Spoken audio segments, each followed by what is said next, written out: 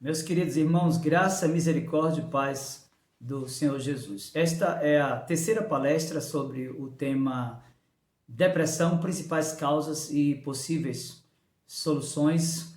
Lembrando aos irmãos que esta abordagem teológica tem base na teologia reformada. E nós já vimos aqui, nas duas palestras anteriores, algumas das causas da depressão.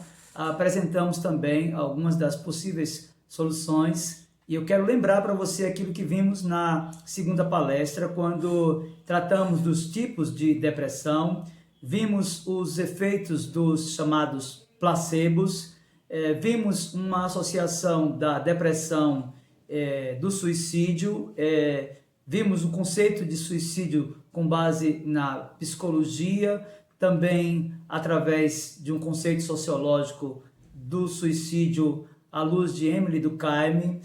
Vimos os 4 grupos de suicidas e, por fim, avaliamos o suicídio e o 6º mandamento. Fizemos uma exposição também da nossa confessionalidade à luz do breve catecismo e do catecismo maior acerca do 6º mandamento. E o nosso objetivo hoje é continuar tratando acerca desse tema, e nós veremos aqui se é possível, por exemplo, um crente verdadeiro desejar a morte. Veremos também algumas das experiências dos grandes personagens bíblicos, de forma especial no Antigo Testamento, acerca do desejo de morte. Vamos trabalhar algumas justificativas utilizadas por aqueles que desejam eventualmente morrer, e veremos e responderemos a uma pergunta muito comum: é possível uma pessoa cometer suicídio e ser verdadeiramente salva? Bem, nesta ótica nós vamos trabalhar a questão que envolve o suicídio e o 5º ponto calvinismo, a perseverança dos santos, apresentando 3 modelos da escritura, tanto no caso de Sansão, como no caso de Saul, bem como no caso neotestamentário de Judas. Para isso, eu quero convidá-lo mais uma vez a abrir a sua Bíblia aí na carta de Paulo aos Romanos, versos 38 e 39 do capítulo 8. Romanos, capítulo 8, versos 38 e 39, veja comigo o que diz a palavra de Deus. Porque eu estou bem certo de que nem a morte, nem a vida, nem os anjos, nem os principados, nem as coisas do presente, nem do porvir, nem os poderes, nem a altura, nem a profundidade, nem qualquer outra criatura poderá separar-nos do amor de Deus que está em Cristo Jesus, nosso Senhor.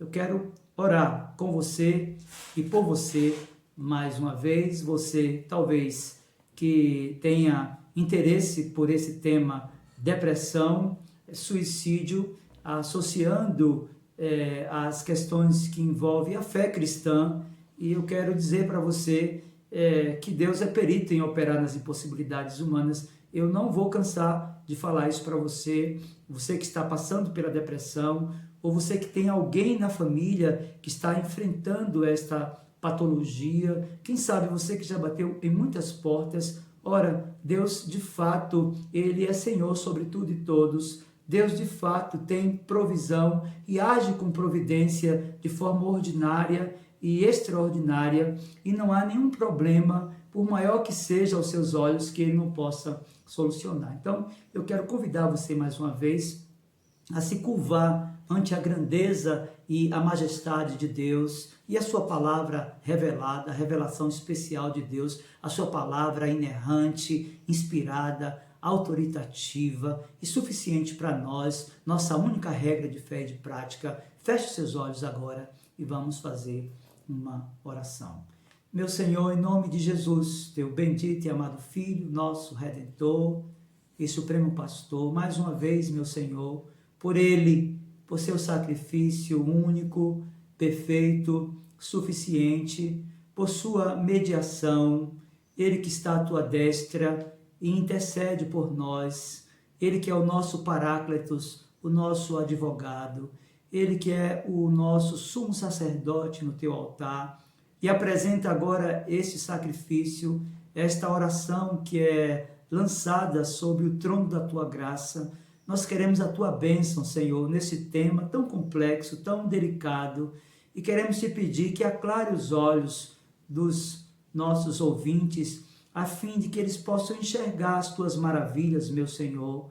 Que o Senhor haja com poder, com graça, com providência, dando a todas as pessoas que estão convivendo com a depressão ou que estão se relacionando com pessoas que fazem parte do seu ciclo de relacionamento sanguíneo ou afetivo, estão deprimidas. O Senhor tem soluções práticas para todas as coisas, meu Senhor. Por isso, nós que reconhecemos isso, apresentamos essa vida para que tu hajas com poder e graça, ministrando cura a este coração, a esta vida e a esta família. Que o Senhor faça isso para que Cristo, o nosso Redentor e Supremo Pastor, seja glorificado e exaltado. Em nome dele nós oramos. Amém.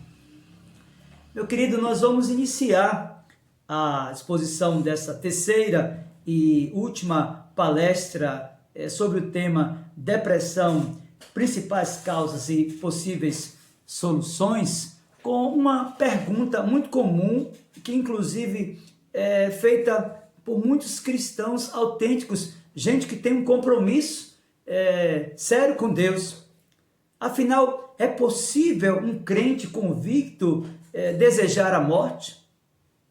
É possível que alguém que tem experimentado de Cristo, que foi santificado, justificado e que está nesse processo autêntico de santificação, que usa os meios de graça, que ocupa um cargo na igreja, que exerce liderança na sua igreja, que tem de fato um compromisso com o Senhor. Será que é possível uma pessoa assim, que a liderança, que tem convicções firmes da sua fé, será que é possível alguém assim desejar a morte?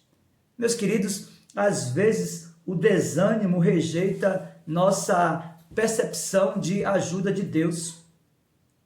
Existe no homem dores, razões concretas a se ter esperança, mas infelizmente quando se está em depressão profunda, a mente esquece de absolutamente tudo isso e consciente apenas de sua indescritível miséria. Às vezes, em nossa depressão, nós ou aqueles que amamos queremos de fato morrer. Nenhuma quantidade de promessas, orações, medicamentos ou banhos quentes pode fazer imune as pessoas a esse desejo de morte. Abrimos mão, muitas vezes, da própria esperança, ou escolhemos ter esperança na morte ou em Jesus para além do túmulo.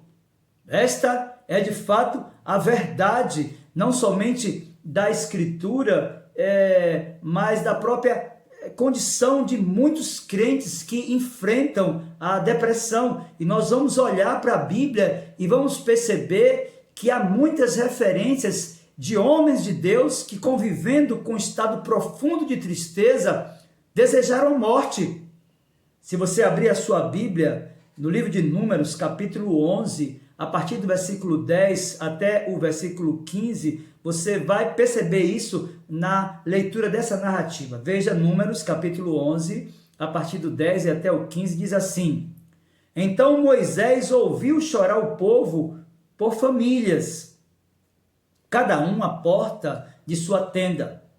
E a ira do Senhor grandemente se acendeu. Disse Moisés ao Senhor: Por que fizeste mal a teu servo? E por que não achei favor aos teus olhos, visto que puseste sobre mim a carga de todo este povo? Concebi eu, porventura, todo este povo? Pergunta Moisés. Dei-o eu à luz para que me digas, leva-o ao teu colo, como a ama leva a criança que mama, a terra que sob juramento prometestes a seus pais? De onde teria eu carne para dar a todo este povo? Pois chora diante de mim, dizendo: dá-nos carne que possamos comer. Eu sozinho, disse Moisés, não posso levar todo esse povo, pois me é pesado demais. Se assim me tratas, mata-me em uma vez. Eu te peço, se tenho achado favor aos teus olhos, e não me deixes ver a minha miséria. Então você olha para essa experiência de Moisés e percebe que de fato ele sentiu esse desejo. Mas se você for ler a Escritura também no Antigo Testamento, você vai perceber esta mesma relação de afeto, de desejo com a morte na experiência de Jó. Abra sua Bíblia aí em Jó, capítulo 7, verso do 1 até o 4 e depois verso do 11 até o 16. Veja o que diz o livro de Jó, capítulo 7, verso do 1 ao 4 e do 11 ao 16. Não é penosa a vida do homem sobre a terra? Pergunta Jó. Não são seus dias como os de um jornaleiro? Como o escravo que suspira pela sombra e como o jornaleiro que espera pela sua paga? Assim me deram por herança meses de desengano e noites de aflição me proporcionaram. Ao deitar-me digo, quando me levantarei? Mas comprida é a noite e farto-me de me revolver na cama até a alva. Por isso não reprimirei a boca, falarei na angústia do meu espírito, queixar-me-ei na amargura da minha alma. Acaso sou eu o mar ou algum monstro marinho para que me ponhas guarda? Dizendo eu, consolar-me-á o meu leito, a minha cama aliviará a minha queixa. Então me espantas com sonhos, com visões, me assombras. Pelo que a minha alma escolheria antes ser estrangulada, antes a morte do que esta tortura, disse Jó. Estou farto da minha vida, não quero viver para sempre. Deixa-me, pois, porque os meus dias são um sopro. Meus queridos, então nós já temos duas experiências no Antigo Testamento de crente que desejou morrer. A primeira, e o primeiro relato, aquela narrativa lá, da experiência de Moisés. Agora o texto fala na poesia dos Hebreus sobre a experiência de Jó, mas eu quero falar com você ainda acerca da experiência de Elias, registrado no primeiro livro dos Reis, capítulo 19, verso do 1 ao 4. Veja aí, primeiro livro dos Reis, capítulo 19, verso do 1 ao 4. Diz assim: Acabe fez saber a Jezabel tudo quanto Elias havia feito e como matara todos os profetas à espada. Então Jezabel mandou um mensageiro a Elias a dizer-lhe: faça-me os deuses como lhes aprouver, se amanhã a estas horas não fizer eu a tua vida como fizesse a cada um deles. Temendo, pois, Elias, levantou-se e, para salvar sua vida, se foi e chegou a Berseba, que pertencia a Judá, e ali deixou o seu moço.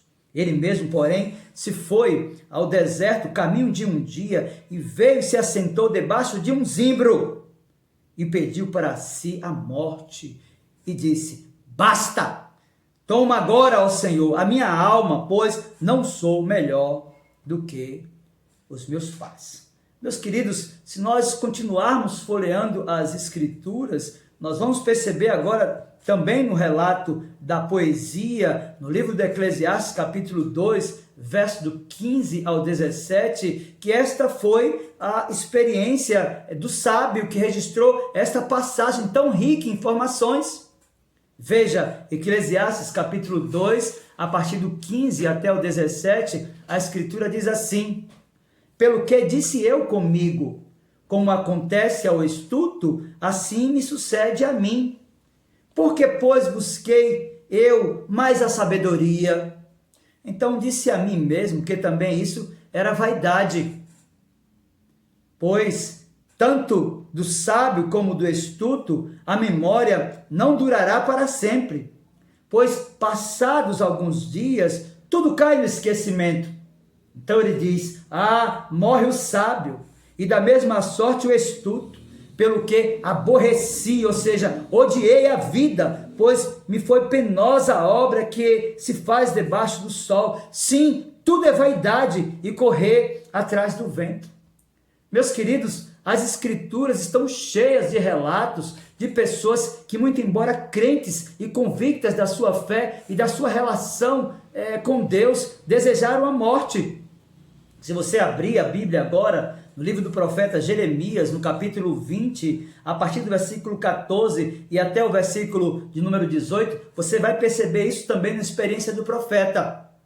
Veja: maldito o dia em que nasci, não seja bendito o dia em que me deu à luz minha mãe. Maldito o homem que deu as novas a meu pai, dizendo: nasceu-te um filho, alegrando com isso grandemente. Seja esse homem como as cidades que o Senhor, sem ter compaixão, destruiu. Ouça ele, clamou pela manhã e ao meio-dia alarido. Por que não me matou Deus no ventre materno? Perguntou o profeta. Por que minha mãe não foi minha sepultura? Perguntou o profeta Jeremias. Ou não permaneceu grávida perpetuamente? Porque saí do ventre materno tão somente para ver trabalho e tristeza e para que se consumam de vergonha os meus dias. Meus queridos, de fato, há relatos na Escritura de pessoas que, muito embora crentes e de uma relação tão estreita com Deus, de uma vida de santidade e de serviço ao Senhor, em dado momento das suas vidas, desejaram a morte. E é importante que se diga que aqueles acometidos de doenças, aferroados pelo remorso e afligidos com dores agudas e angústias, podem compreensivelmente sentir que se sua aflição continuasse por muito mais tempo, seria melhor para eles morrer do que viver. Meus queridos, ainda que os textos demonstrem o desejo verbalizado pela morte, o que nós percebemos na leitura de cada narrativa é que não há nas passagens nenhuma atitude que revele o atentado contra a própria vida, e isso faz muita diferença. Contudo, meu querido irmão, em todos os casos, o desejo verbalizado de suicídio se apresenta de forma consciente ou inconsciente, como um ato de descrença, como um ato de desesperança, como se todos os bens possíveis e futuros tivessem morrido literalmente. Geralmente há algumas justificativas para isso e eu quero lhes apresentar algumas. A primeira delas é que muitas vezes as circunstâncias são sempre difíceis, a vida e que é apresentada como só se será má. É essa experiência, por exemplo, de Jeremias. Segundo, as pessoas são terríveis e elas não mudarão e sempre farão o que é errado. A pessoa que tem o desejo de suicídio geralmente pensa assim. Terceiro, alguns dizem: estou envergonhado, não posso viver com outros zombando da minha vergonha. Quarto, outros chegam a dizer: estou desapontado, eu perdi sem ele, ela ou aquilo, ou eu não sou nada, eu não posso viver sem eles ou aquilo, ou com esta falha que cometi. Depois, alguns chegam a dizer: fui maltratado e sempre serei, nunca serei o mesmo. Outros dizem: sou velho e não vou mais mudar. Não há nada de novo que poderia me acontecer para que haja uma mudança. Outros dizem: não consegui o que eu queria. E se não posso tê-lo do meu jeito, não há razões para nada. Eu vou fazer do meu jeito ou de jeito nenhum. Se não há como fazer do meu jeito, eu também, de outra forma, eu não faço. Outros chegam a dizer: eu sou culpado, eu fiz coisas terríveis e eu não conseguirei me recuperar do erro que cometi. Meus queridos irmãos, são muitas as razões para aqueles que querem dar cabo da vida. E antes de imergir nas questões que envolvem a condição eterna de quem retira a própria vida, e isso é muito comum nos nossos dias. Inclusive há um crescimento vertiginoso de pessoas que têm dado cabo da própria vida dentro das igrejas evangélicas. Inclusive o índice de pastores que têm cometido suicídio tem aumentado muito. Eu quero, antes de imergir nestas questões que envolvem a condição eterna de quem retira a própria vida, compreender algumas posições acerca da eternidade daqueles que partem após terem cometido suicídio. E a primeira questão que nós precisamos de pensar é de que há um pensamento muito comum no âmbito da cristandade de que todo aquele que comete suicídio, sob qualquer circunstância, vai para o inferno, e esta é a posição católica tradicional. Segundo, há um pensamento de que um cristão nunca chega a cometer suicídio porque Deus o impediria. Terceiro, alguns chegam a dizer que um cristão pode até cometer suicídio, mas se fizer isso, vai perder a sua salvação. E por fim, um cristão pode cometer suicídio sem que necessariamente perca a sua salvação. Esta é uma outra posição acerca dessa posição que envolve o estado final da alma e aqueles que eventualmente dão cabo da própria vida. Então, a depressão suicida parece ter algumas características neurobiológicas distintas que podem causar um comportamento suicida ou simplesmente refletir tendências suicidas.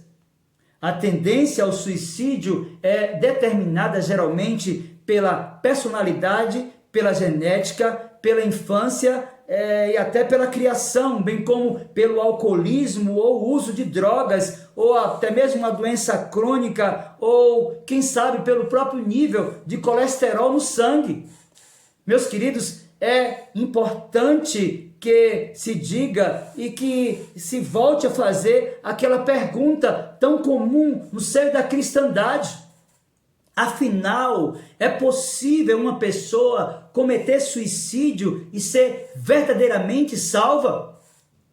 Meus irmãos, digamos que seria um fato raro uma pessoa crente, salva, regenerada, transformada pelo poder do Espírito, tirar a própria vida.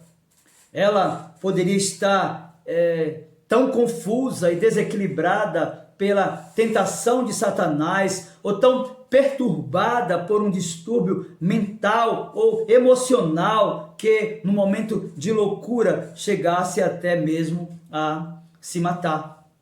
É concebível que pessoas que não creem em Deus ou em um estado futuro da existência da alma pensem que é permissível que se busque na aniquilação o refúgio contra as misérias desta vida. Isso é uma coisa muito comum. Que um materialista, por exemplo, que não crê na imortalidade da alma, que não crê na ressurreição do corpo, possa pensar e achar muito natural o aniquilar-se. Contudo, meu querido irmão e amigo, é inexplicável,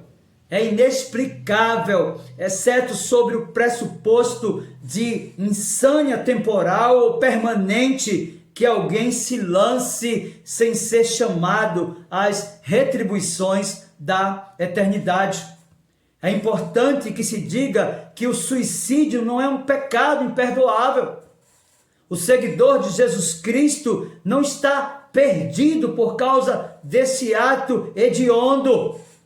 Assim como os outros pecados estão pagos por Cristo, esse, da mesma forma, também está. Contudo, meu querido irmão, assim como os outros pecados causam danos a nós mesmos e aos outros, esse também não é exceção. Portanto, é importante que se pense acerca do suicídio, relacionando primeiro a eleição incondicional e depois associando a perseverança dos santos. E para isso eu quero iniciar essa associação com a questão do decreto da eleição, citando Edward Spencer no livro Tulip, quando diz: os calvinistas ensinam que os santos, também conhecidos como eleitos, nunca podem perder-se, uma vez que a salvação deles é assegurada pela imutável vontade do Deus onipotente. Uma vez que nenhuma condição da parte do homem determina sua escolha, visto que as Escrituras ensinam que a eleição é incondicional, não há razão para o homem salvo temer a perda da salvação. É importante ainda, de posse desta reeleição com a incondicionalidade da eleição para a salvação, pensarmos um pouco naquilo que o reverendo Paulo Anglada registrou no seu livro As Antigas Doutrinas da Graça. Ele disse: os calvinistas ensinam que a mesma graça de Deus que o salvou agirá eficazmente nas suas vidas, de modo que não poderão cair totalmente e finalmente da graça de Deus. O calvinista professa que a justificação, a regeneração e a adoção são obras irreversíveis, que já não pode mais haver condenação para os que estão em Cristo Jesus. Ele crê, portanto, que havendo Deus começado esta boa obra, ele certamente haverá de completá-la. Meus irmãos, de fato, nós temos na visão reformada a segurança da salvação. R.C. Sproul, no livro Eleitos de Deus, da editora Cultura Cristã, disse: a visão reformada da segurança eterna é chamada de perseverança dos santos. A ideia aqui é, uma vez na graça, sempre na graça. Outra maneira de você colocar isto disse R.C. Sproul, se você tem, você não perde. Se você perde, é porque você nunca teve. É importante, então, compreendermos, meus irmãos, que a nossa confiança na perseverança dos santos não está baseada em nossa confiança na capacidade dos santos neles próprios para perseverar. A razão pela qual verdadeiros cristãos não caem da graça é que Deus graciosamente não os deixa cair. A perseverança, meu querido irmão, é o que fazemos. A preservação é o que Deus faz. Nós perseveramos porque Deus está o tempo inteiro nos preservamos. Isso independe da forma de pecado que alguém possa cometer. É importante compreendermos isso também a partir da visão de Luiz Berkhoff em sua teologia sistemática, quando disse: a doutrina da perseverança dos santos tem o sentido de que aqueles que Deus regenerou e chamou eficazmente para o estado de graça não podem cair, nem total, nem definitivamente, mas certamente perseverarão nele até o fim e serão salvos para toda a eternidade. Meus queridos, esse é de fato o ensino que nos traz conforto, sobretudo para aqueles que já partiram à eternidade e que viveram para Cristo e para a sua própria glória. Charles Hodge, em sua teologia sistemática, disse: os homens não fazem santos a si mesmos. Sua santidade, seu crescimento na graça não se deve à sua própria fidelidade, nem à sua firmeza de propósito, nem à sua vigilância e diligência, embora tudo isso seja exigido, mas a influência divina pela qual eles se tornam assim fiéis, vigilantes e diligentes, e a qual produz neles os frutos da justiça. Então ele diz: a mão não depende menos da cabeça para manter sua vitalidade que o crente de Cristo para manter a vida espiritual na própria alma. Meus irmãos, de fato, a doutrina calvinista consiste em que Deus tem revelado o seu gracioso propósito de levar cada crente a perseverar em sua fé e obediência até a morte, que jamais lhe será permitido apostatar totalmente da graça e, portanto, jamais poderá apostatar finalmente, disse Alexander Archibald Rod. Se você apelar para a nossa confessionalidade, a confessionalidade presbiteriana, criando uma relação do suicídio com os ditames da eternidade da alma daqueles que partiram, você vai compreender, sobretudo no capítulo 17, na seção 1ª e na seção 2ª, que há esperança para o cristão. Veja, a Confissão de Fé de Westminster, capítulo 17, 1ª e 2ª seção. Os que Deus aceitou em seu bem-amado, os que Ele chamou eficazmente e santificou pelo seu Espírito, não podem decair do estado da graça, nem total, nem finalmente, mas com toda certeza hão de perseverar nesse estado até o fim e serão eternamente salvos. A 2ª seção do capítulo 17 da Confissão de Fé de Westminster diz: esta perseverança dos santos não depende do livre-arbítrio deles, mas da imutabilidade do decreto da eleição procedente do livre e imutável amor de Deus Pai, da eficácia do mérito e intercessão de Jesus Cristo, da permanência do Espírito e da semente de Deus neles e da natureza do pacto da graça. De todas estas coisas vem a sua certeza e infalibilidade. É importante, então, dentro daquilo que vimos na leitura da Confissão de Fé de Westminster, capítulo 17, seções 1ª e 2ª, percebermos de fato onde é que reside a segurança de todo cristão. E é importante compreender que essas duas seções ensinam, em primeiro lugar, que o verdadeiro crente, uma vez regenerado e justificado por Deus, não pode jamais, um dia, totalmente, nem finalmente apostatar da graça, mas infalivelmente perseverará nela até o fim. Meus queridos, foi isso que o apóstolo Paulo ensinou quando escreveu aos Filipenses capítulo 1, versos 6 e 7. Abra sua Bíblia comigo aí e veja. O apóstolo disse: estou plenamente certo de que aquele que começou boa obra em vós há de completá-la até o dia de Cristo Jesus. Aliás, é justo que eu assim pense de todos vós, porque vos trago no coração, seja nas minhas algemas, seja na defesa e confirmação do Evangelho, pois todos sois participantes da graça comigo. Perceba então que há segurança para o cristão. E essa segurança reside de que o verdadeiro crente, uma vez regenerado e justificado por Deus, não pode jamais, um dia, totalmente, nem finalmente, apostatar da graça, mas ele vai perseverar até o fim.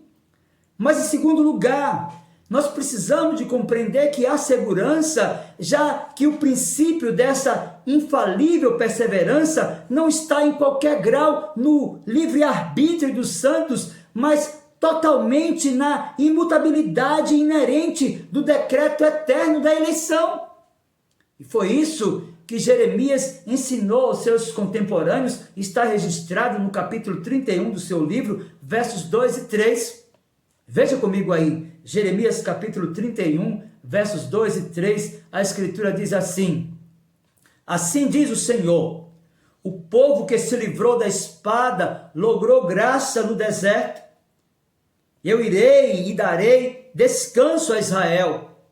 De longe se me deixou ver o Senhor, dizendo: com amor eterno eu te amei, por isso com benignidade te atraí. Meus queridos, nós precisamos compreender também que esta segurança da salvação eterna encontra-se nas provisões do pacto eterno da graça de Deus, e o autor da carta aos Hebreus registrou isso como verdade. Veja, Hebreus capítulo 9, versículo 15. Por isso mesmo, ele é o mediador da nova aliança, a fim de que, intervindo a morte para a remissão das transgressões que havia sobre a primeira aliança, recebam a promessa da eterna herança aqueles que têm sido chamados.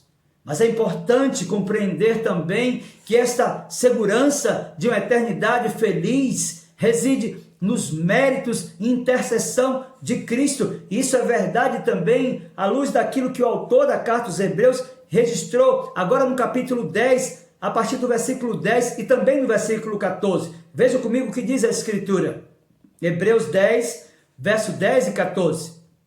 Nesta vontade é que temos sido santificados mediante a oferta do corpo de Jesus Cristo, uma vez por todas, porque com uma única oferta aperfeiçoou para sempre quantos estão sendo santificados. Meus queridos, de fato, há segurança para aqueles que estão vinculados em uma aliança eterna e de amor com o Senhor Deus por meio de Jesus Cristo, o seu Filho.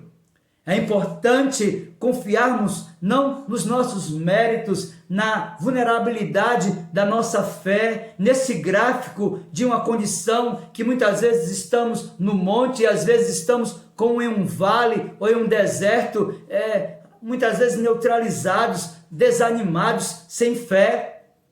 A nossa segurança reside também no poder constante e preservador do Espírito Santo. Isso é verdade nas palavras do nosso Senhor Jesus Cristo, o mediador da nova aliança. Isso está registrado no Evangelho de João, capítulo 14, versos 16 e 17.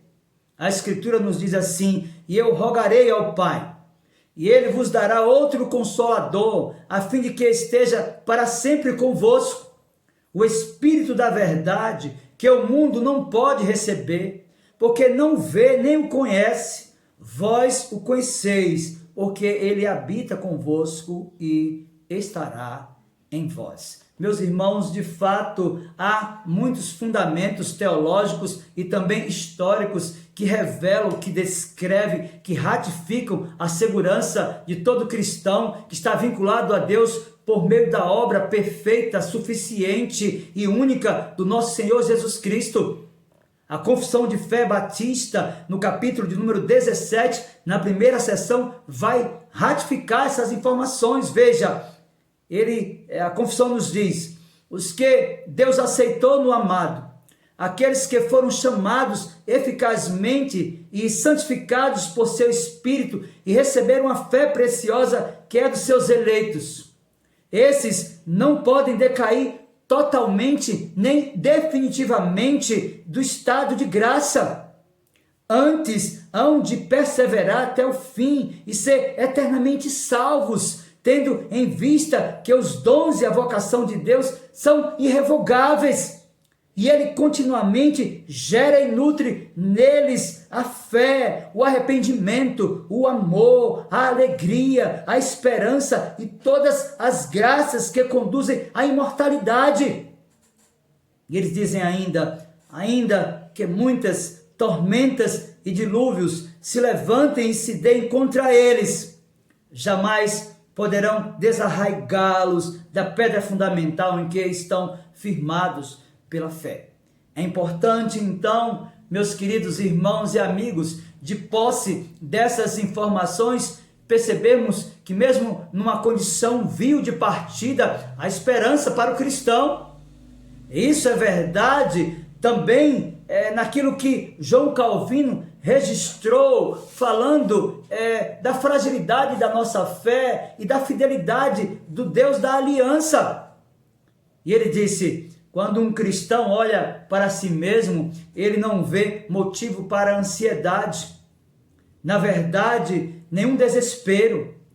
Mas visto que ele foi chamado à comunhão com Cristo, então não pode pensar de si mesmo no tocante à segurança da salvação de nenhuma outra forma, senão como membro de Cristo, fazendo assim suas todas as bênçãos de Cristo.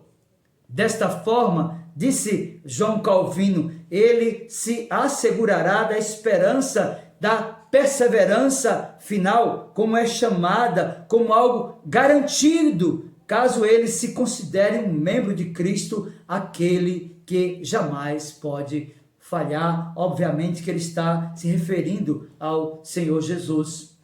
O que é interessante é que nós temos vasta literatura na teologia reformada que ratifica a informação de que nós estamos seguros.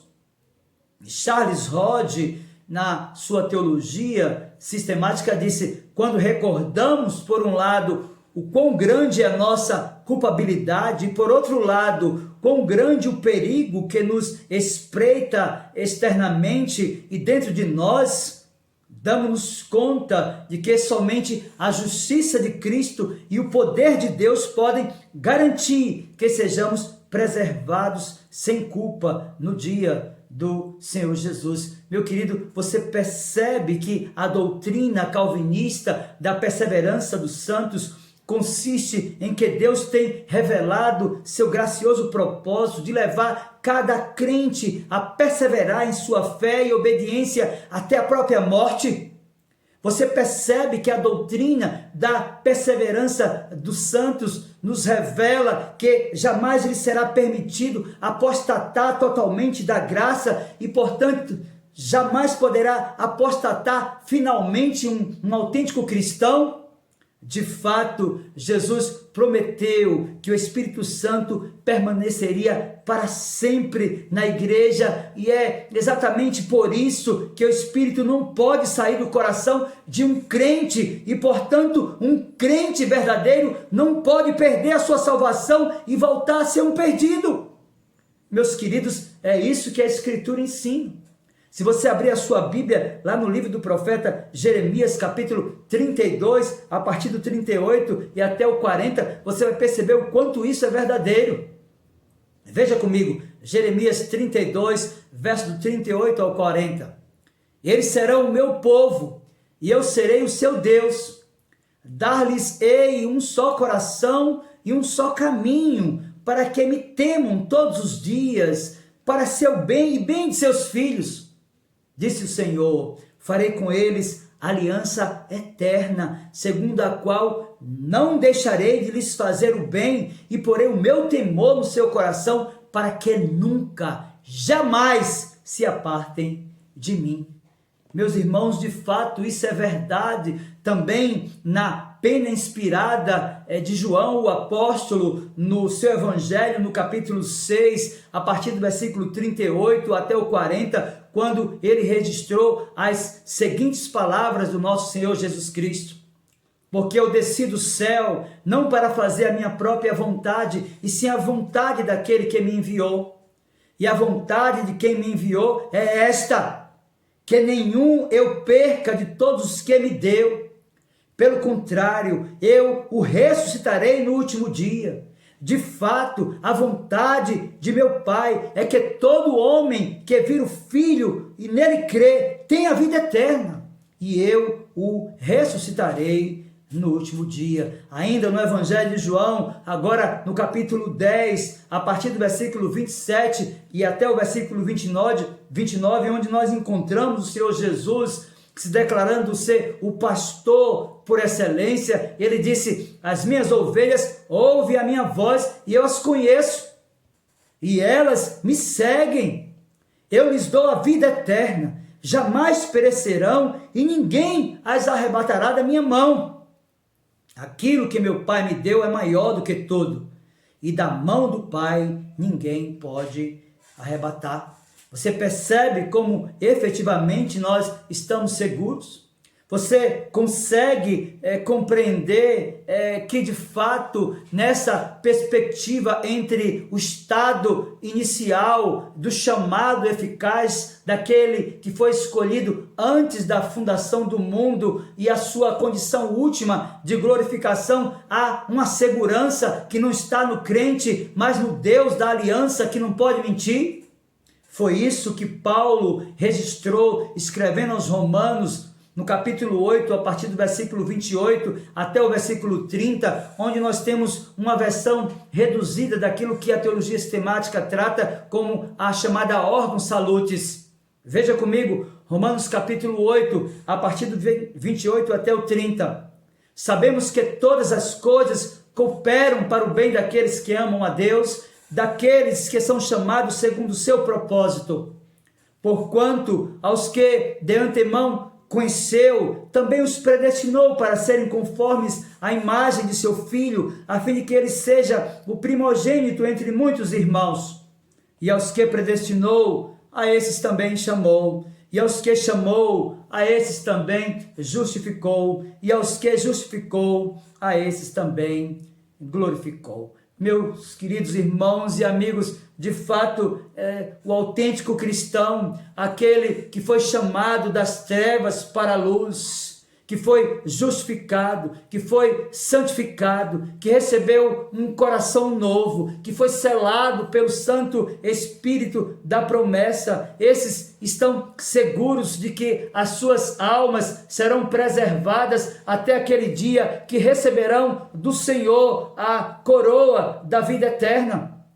É importante percebermos que isso não é o produto final do esforço humano, mas da graça de Deus revelada no sacrifício perfeito, suficiente e substitutivo do Senhor Jesus Cristo. Foi isso que nos ensinou o autor da carta aos Hebreus, no capítulo 10, a partir do versículo 14 e até o verso 17. Veja comigo, Hebreus 10, do 14 ao 17. Porque com uma única oferta aperfeiçoou para sempre quantos estão sendo santificados. E disto nos dá testemunho também o Espírito Santo, porquanto após ter dito, esta é a aliança que farei com eles, depois daqueles dias, diz o Senhor, porei no seu coração as minhas leis, e sobre a sua mente as escreverei.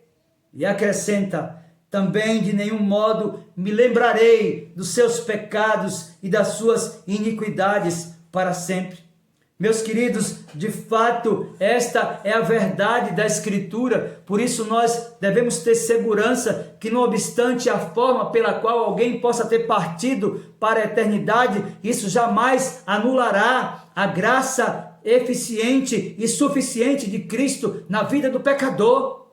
E é importante, então, percebermos e respondermos àquela pergunta que fizemos no início.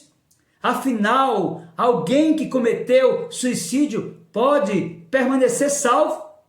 Meus irmãos, nós precisamos de responder. Afinal, Sansão, que cometeu o suicídio, ele foi salvo? Eu quero ler para você o relato do suicídio de Sansão, lá no capítulo 16 do livro de Juízes, a partir do versículo 28 e até o versículo 30. Abra sua Bíblia aí, em Juízes, capítulo 16, a partir do versículo 28 até o 30, a narrativa que registra o suicídio de Sansão.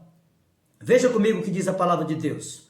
Então Sansão clamou ao Senhor e disse, ó Senhor Deus, lembra-te de mim e fortalece-me agora, só esta vez, ó Deus, para que de uma só vez me vingue dos filisteus pelos meus 2 olhos. Abraçou-se, pois, Sansão com as 2 colunas do meio, em que se sustinha a casa, arrimando-se numa com a mão direita e na outra com a esquerda. E bradando, Sansão disse, morra eu com os filisteus. Inclinou-se com toda a sua força e a casa caiu sobre os chefes e sobre todo o povo que nele havia. Assim foram mais os que matou ao morrer do que os que matara em vida. Meus queridos irmãos, nós devemos compreender que há motivações distintas nas diversas formas de suicídio. E é importante, do ponto de vista daquilo que lemos nesta passagem, Juízes capítulo 16, verso do 28 ao 30, destacarmos que Saul se suicidou porque não queria ser escarnecido pelos adversários, pois os considerava impuros. Veja comigo o que diz o primeiro livro do profeta Samuel, capítulo 31, versículo 4. O texto vai nos mostrar exatamente que Saul, ele tirou a sua vida porque ele não desejou ser escarnecido pelos adversários, pois ele estava considerando seus adversários como de fato eram pessoas impuras. Então é importante agora trabalharmos as diversas motivações pelas quais alguém pode dar cabo da vida. O exemplo de Saul está registrado no primeiro livro do profeta Samuel, capítulo 31, versículo 4. Veja comigo o que diz a palavra de Deus. Então disse Saul ao seu escudeiro: arranca a tua espada e atravessa-me com ela, para que, porventura, não venham esses incircuncisos e me traspassem e escarneçam de mim. Porém o seu escudeiro não quis, porque temia muito. Então Saul, diz o texto bíblico, tomou da espada e se lançou sobre ela. Então perceba que há aqui uma primeira motivação para um suicídio, é a motivação apresentada pela experiência de Saul. Mas há uma outra motivação, agora neotestamentária, que nós encontramos na experiência de Judas. E a Escritura nos ensina que Judas se suicidou por remorso e jamais conheceu a Cristo, mesmo tendo andado com ele durante 3 anos do ministério público do nosso Senhor. O Evangelho de Mateus, capítulo 27, a partir do versículo 3 e até o versículo 5, assim nos traz a informação na narrativa do suicídio de Saul. Veja comigo. Então Judas, o que o traiu, vendo que Jesus fora condenado, tocado de remorso, devolveu as 30 moedas de prata aos principais sacerdotes e aos anciãos, dizendo: pequei, traindo sangue inocente. Eles, porém, responderam: que nos importa?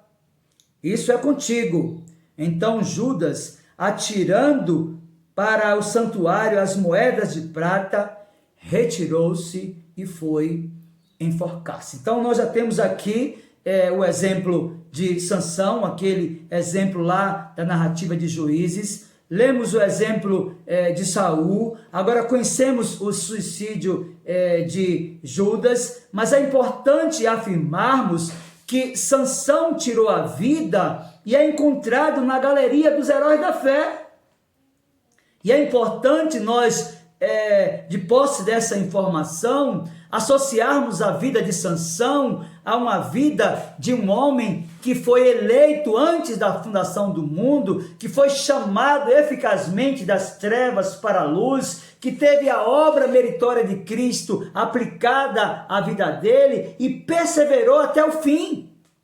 E esta é objetivamente a razão pela qual nós encontramos o nome de Sansão na carta aos Hebreus, no capítulo 11, versos 32 e 33. Veja comigo agora o que diz Hebreus, capítulo 11, versos 32 e 33, acerca da vida de Sansão.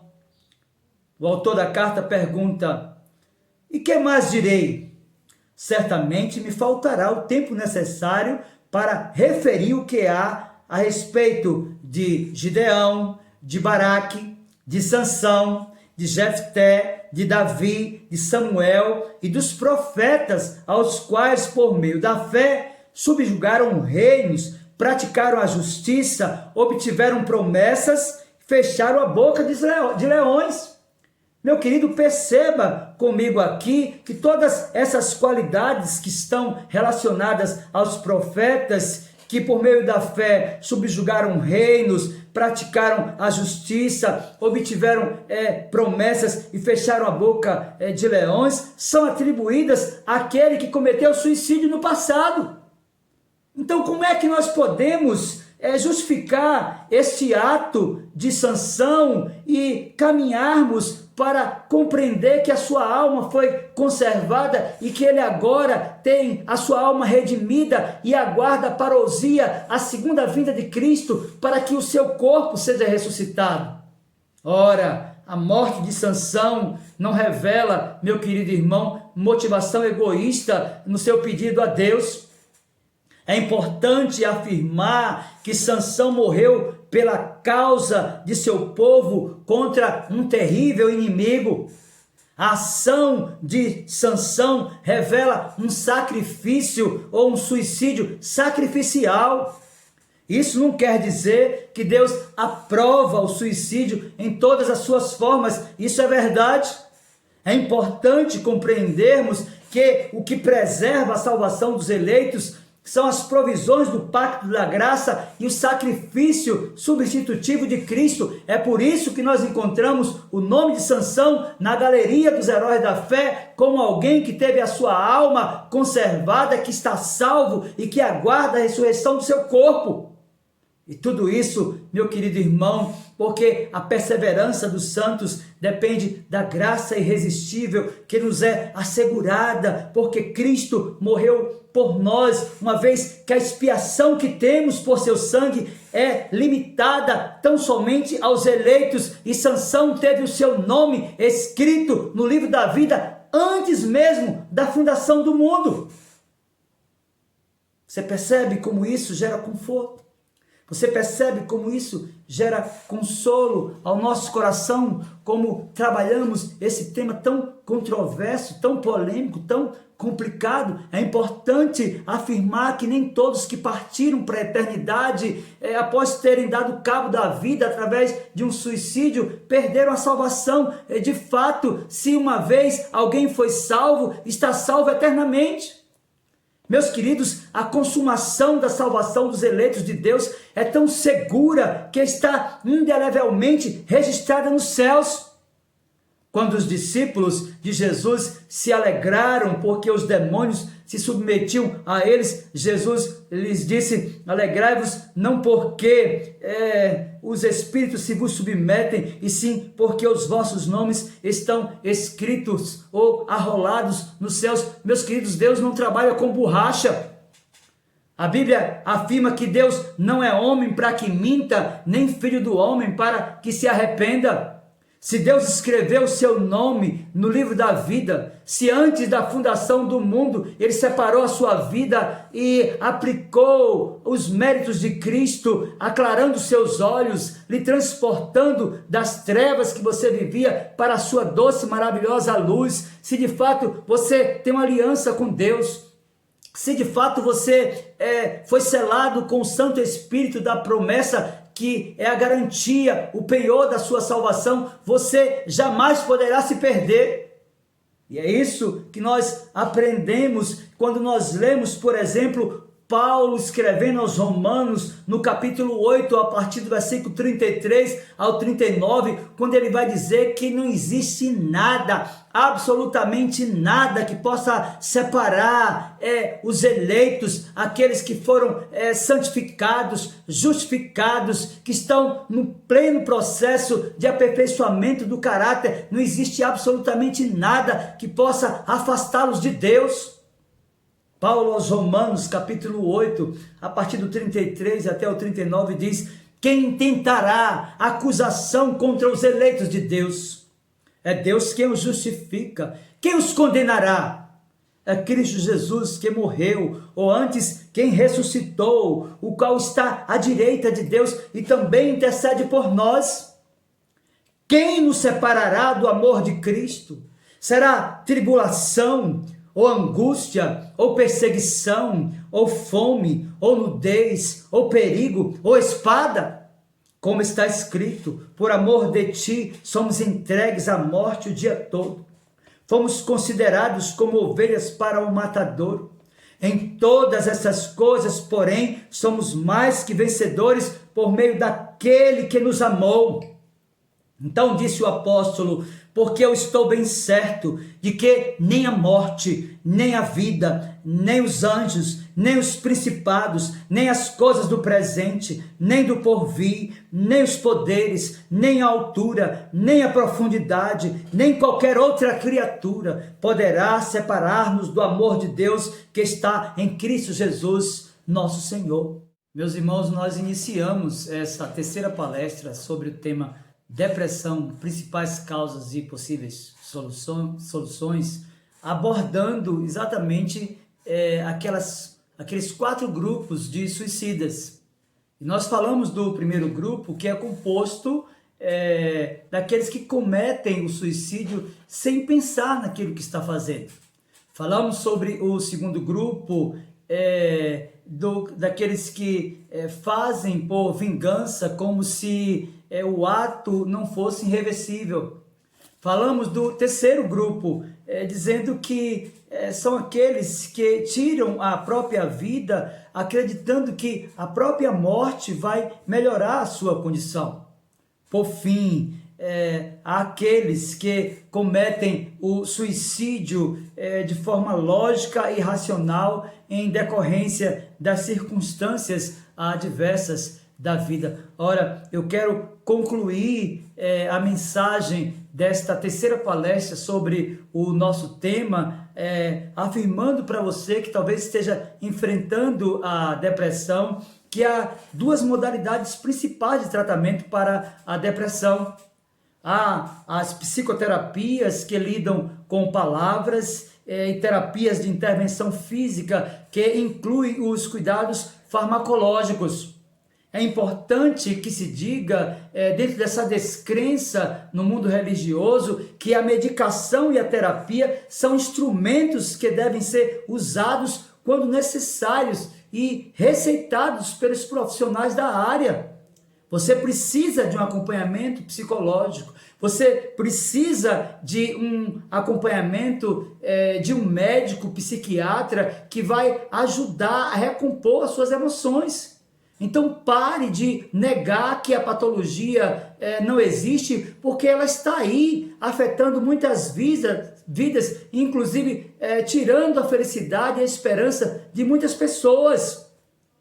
Meus queridos, para a depressão leve, a moderada, existem as formas de psicoterapia de eficácia equivalente ao tratamento medicamentoso, como, por exemplo, a terapia cognitiva comportamental. Nós precisamos, de fato, utilizar desses expedientes, considerando a importância de que os profissionais tenham competências e, do ponto de vista cristão, buscando aqueles cujas raízes do cristianismo estão amparadas pelos princípios da reforma religiosa do século XVI. Há muitos profissionais vinculados à igreja, inclusive de boa formação, inclusive pastores que também são psicólogos. Contudo, para a depressão grave, recomenda-se a associação do tratamento medicamentoso associado com a psicoterapia. Então, é importante que se compreenda, já nas considerações finais desse estudo, que o Senhor, de forma ordinária, também usa os profissionais e a medicação. E não há nenhum problema nisto. É preciso compreender que a depressão é uma doença que afeta a alma, como aquelas patologias físicas que afetam o nosso corpo. Então, qual é o problema de tratar? Nós só precisamos de romper com os preconceitos e com as teologias híbridas que têm, de alguma forma, dificultado o tratamento de muitos cristãos. Mas eu quero concluir essa mensagem, esta última mensagem sobre o nosso tema, falando de alguns remédios para a depressão. E o primeiro remédio, meu querido irmão e amigo, é o chamado remédio do riso. É importante dizer que, embora a depressão possa invadir o quarto de alguém, possa afetar profundamente a alma de alguém, risadas e calor humano não devem nem precisam fugir de você, que é um autêntico cristão. Ao seu tempo, e mesmo após a pior geada e frio, a primavera ainda chegará e voltará à sua vida e à sua família. Lembre-se do que nos ensinou a poesia dos Hebreus em Provérbios, capítulo 17, verso 22, quando disse: o coração alegre é bom remédio, mas o espírito abatido faz secar os ossos. Então, o primeiro remédio é o remédio do riso. Mas eu quero lhe apresentar ainda um segundo remédio. O segundo remédio são as horas de quietude em retiros. O descanso é o melhor, se não o único remédio para aqueles ocupados com atividades mentais e sujeitos à frequente depressão do espírito. Segundo esse critério, meu querido irmão, nós precisamos de sair e nós precisamos um pouco de nos aquietar das distrações habituais para uma temporada e, se pudermos, aproveitando a quietude e o repouso. Às vezes esse frenesi, essa vida corrida termina afetando a nossa condição emocional. Mas há um terceiro remédio, e esse de fato é remédio na essência, que são os medicamentos. Meus queridos, natureza e descanso não são os únicos medicamentos. Ingerir medicamentos é um ato sábio e posso dizer até um hábito sábio de fé. E não é de descrença. Medicamento para as nossas enfermidades do corpo e da mente são um auxílio e um dom, mas mesmo os nossos melhores medicamentos permanecem limitados. Remédios nos ajudam, porém raramente isolados de outros auxílios, ou seja, nós precisamos da psicoterapia, nós precisamos, meus queridos irmãos, de horas de quietude, nós precisamos do riso, compreendendo aquilo que nos ensinou o livro de Provérbios, capítulo 17, versículo 22, mas nós precisamos também de dietas e preleções. É importante dizer que os alimentos têm seu próprio impacto sobre nossa mente e mesmo sobre o nosso corpo, e a atenção para o seu papel em nossa ansiedade mental vale a pena. Meus queridos, além do auxílio da natureza, além do auxílio do descanso, das palestras, com ajuda em meio ao nosso sofrimento, nós precisamos de pensar que essa ideia de palestras se refere à instrução e a conversas que estão envolvidas nas terapias, no próprio cuidado pastoral para você que é crente, que está vinculado a uma igreja evangélica, no caso dos sermões, do ensino, da educação e das conversações. Esses auxílios definidos como verbais são de suma importância para que, de fato, tenhamos êxito sobre essa enfermidade que tem afetado a vida de tantas pessoas. Então, eu quero concluir esta terceira e última palestra sobre a depressão, as suas causas e essas possíveis soluções apresentadas aqui, dizendo para você que nós precisamos de paciência, de muita paciência para sustentar a dor e de esperança, de muita esperança para suportar a depressão do espírito, compreendendo que nosso Deus tornará mais leve o fardo ou mais forte as costas. Ele diminuirá a necessidade ou aumentará o suprimento, nos dando a vitória que necessitamos para encarar os desafios que estão postos. Eu quero então orar com você e por você mais uma vez. Você que ficou até o final desta palestra, que viu as 3 palestras, certamente já tem subsídios